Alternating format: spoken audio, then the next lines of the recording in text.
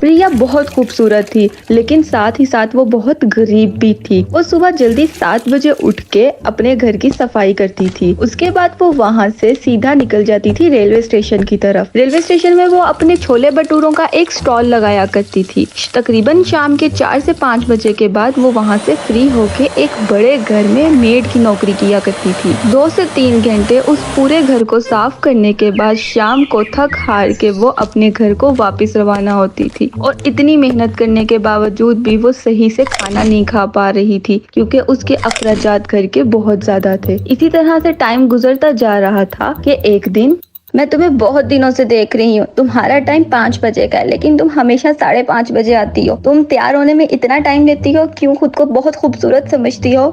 मालकिन, ऐसी बात नहीं है। मैंने आपको बताया था कि मैं रेलवे के पास छोले भटूरे का स्टॉल लगाती हूँ। उसको वाइंड अप करते करते मुझे टाइम लग जाता है। ये सारे बहाने मेरे आगे नहीं चलेंगे। कल से तुम्हें आने की जरूरत नहीं है। मैं ये अफोर्ड नहीं कर सकती कि तुम आधा घंटा लेट आओ। मैंने नई मेड लगा ली है। उसको पता था कि बहस का कोई फायदा नहीं, इसलिए वो वहाँ से खामोशी से अपने घर वापस आ जाती है। इसी तरह कुछ टाइम ऐसे ही गुजरता है। उसी शहर में एक बहुत बड़ा डायरेक्टर भी हुआ करता था।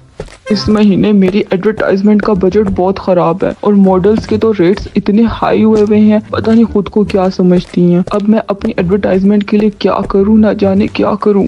एक दिन वो डायरेक्टर उसी रेलवे स्टेशन के पास से गुजरता है कि उसकी नजर प्रिया पे पड़ती है। इतनी खूबसूरत लड़की देख के वो बहुत हैरान हो जाता है। प्रिया उस टाइम आम रूटीन की तरह अपने छोले भटूरों का स्टॉल लगा के बैठी हुई थी।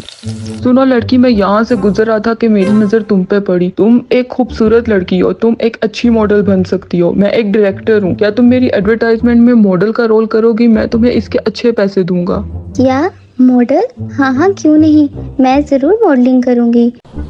कुछ ही दिनों बाद वो डायरेक्टर उसको उसी ज्वेलरी शॉप पे बुलाता है जहाँ की उसने एडवर्टाइजमेंट करनी थी। इसके बाद प्रिया को सब समझाने के बाद वो चेंज करती है और कैमरा के आगे खड़ी हो जाती है। वो इतनी खूबसूरत लग रही थी कि देखते ही देखते सोशल मीडिया पे वो बहुत फेमस हो गई और उसके बाद वो एक बहुत अच्छी मॉडल बन गई।